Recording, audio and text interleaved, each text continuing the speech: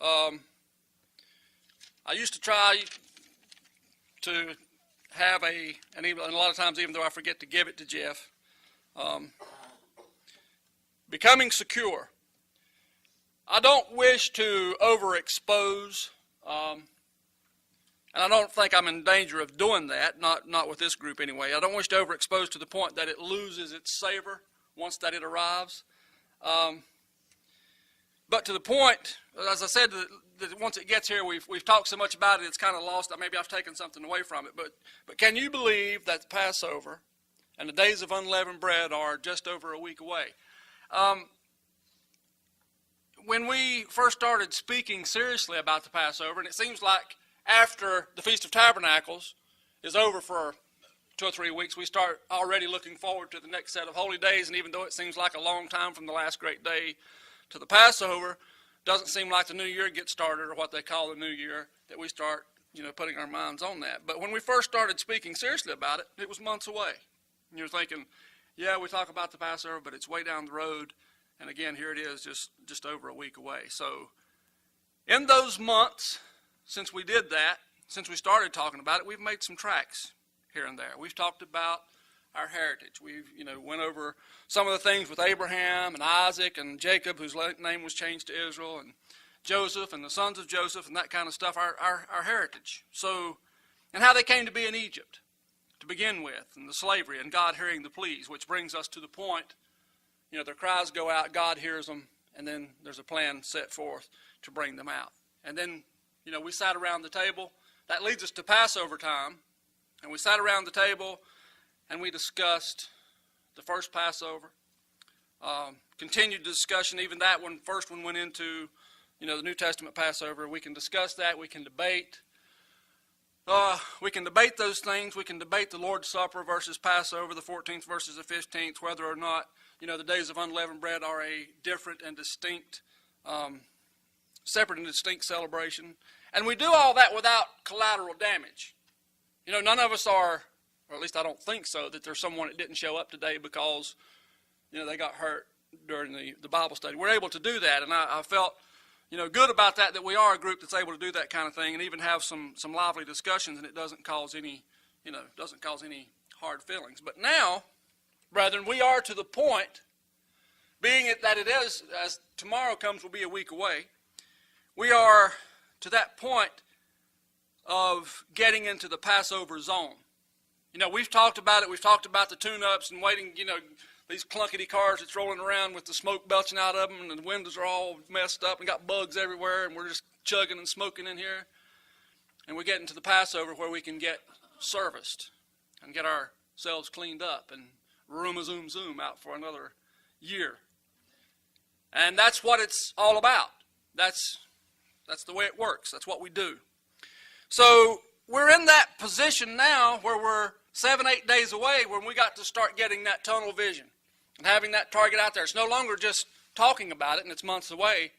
It's next week. And we've got to, we've got to get into that, what I like to call the Passover zone. Though it usually crosses my mind at least once or several times actually, as you're getting to this point. And I know I made this point about the Feast of Tabernacles not too long ago, that when I made my reservations, I was just going to send in the bare minimum amount because I'm not as confident as I have been in years past. Not that things could deteriorate that quickly, but you never know. But it has crossed my mind once or twice, how many more do we have? And you think about this Passover that's coming up, and how many more times will we have a peaceful assembly? How many more times will we be able to come here? I mean, you just think about those things, and I don't mean to be doom and gloom, but, sometimes you think, well, what if this were my last Passover? What if this was the last one I got to keep? The old adage, live each day as though it were your last. Brethren, I think we need to keep each Passover. Whether we may have 50 more, but keep each Passover as if it were our last. Obviously, we think past that too, don't we? It's hard to look at next Sunday night and Monday and not think about what comes up on Tuesday. we tend to think past that, as will be evident here this weekend or tonight and possibly tomorrow, as we try to get this place cleaned up. And, we know there's crumbs, and we know there's evidence that we've been here every Sabbath practically for the last year. So we've got to make some attempts to clean it up and get it ready for that celebration and that observance. So it'll be obvious here. It'll be obvious in the week ahead as we start. Sometime during the time we're out doing our running around, we pull into a car wash somewhere, or we pull out the vacuum cleaner at home and we get under the seats and do all the stuff in our cars. And, we do it at home, and we suck the stuff out of our couch cushions and, that kind of stuff. So we're going to be doing that over the next several days. But does anyone here think that we are accomplishing deleavenation during all those processes with these acts that we're doing? Well, no. But we are going through the actions of preparation. And those acts of preparation are actions of belief. They are actions that show God we're preparing. We're getting the building cleaned up. We're getting our cars cleaned up. We're getting our homes cleaned up. Hopefully we're getting ourselves cleaned up. And we're getting ready for another painting of that beautiful picture, which is God's holy days that paint his whole picture of salvation and his whole plan. So, there was a little bit of a conversation back here last week before we left, and I think it was Jeff brought up one of his friends that doesn't think maybe we should, maybe we're defeating the purpose, or we're not really, shouldn't be cleaning up the old leaven, because by doing that we're saying that we're still worried about that old sin. And, but to me, and my response to that was, well, I think we still have to make those actions. We still have to go through that process. None of us thinks that we're de-leavening this place tonight and tomorrow. But we know that we're doing our best and putting forth some effort to get it out and to get it cleaned up. So, and I think it's more of a psychological thing. Doesn't make the days any more or less if there's an Oreo laying under the TV up here or something. It doesn't, you know what I'm saying? It's the actions that we take, and it's for us as much as it is for the leavening. So we don't think that. We are still going to go through the actions, because I tell you what, sometime during this next week, I will vacuum out 2 cars and a truck. Sometime this coming week, I will vacuum floors and pull cushions out of the furniture and do that kind of thing. What I won't do is set fire to one of my vehicles and burn it to the ground because I think there's a cheese nip I can't get to. I got to get that leaven out of there. If I can't get it out, I'll just burn it down. This chair that's got something I can't get, I'm throwing it out in the yard. I'm going to set fire to it because I got to get the leavening out.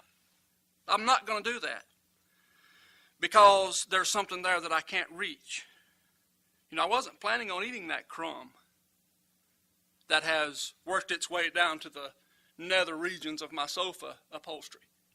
There's not a chance that during the days of unleavened bread I'm going to try to find that crumb and eat it.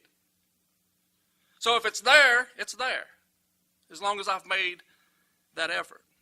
I mean, you can throw out your beer and your dog food and make Sparky eat matzos all week, but, and doing those things, thinking that you're doing every possible thing, but then let that sin that the leaven represents lay there all week. See, that's where you have a problem between spirit and letter. Spirit and letter. Have a conniption fit because you find some cookie dough in the freezer. But the stuff that's in your life that may be hurting you and other people doesn't get noticed. You get through the days of unleavened bread with that just fine. But what about that cookie?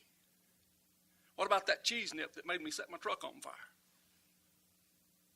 That's not what it's about. It is what it's about, but it's not. And we all know that. I know I'm preaching to the choir, but it's just evidence of how silly we can be sometimes. We can let that real sin that the leaven represents stay right where it is.